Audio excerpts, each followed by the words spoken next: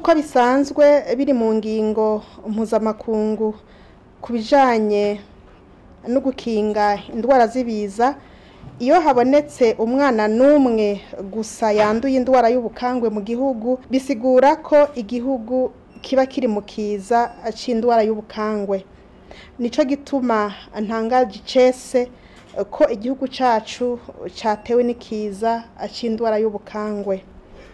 Tubibutse ko indwara y'ubukangwe iterwa n'umugera utera ubumuga bw'amaguru canke amaboko, ubwo bumuga kandi bukaba butavurwa. Iyo ndwara kandi ikarira abana bakiri bato, kandi umugero uyitera akenshi wandurwa biciye mu kanwa iyo umuntu afunguye canke anyoye amazi yanduye. Muri kino gihe rero Umushikiranganji bufadikanije nabo dusanzwe dufashanya na cane mu mugambi wo kurandurana n'imizi ubukangwe, hari ivyo twaciye twihutira gukora, navyo bikaba ari ibi bikurikira: gukora itohoza rijanye n'inyifato mu kibano c'ahatowe uwo mwana agwaye, kugira turabe ko atahererekanwa ry'iyo ndwara ryoba ryarabayeho.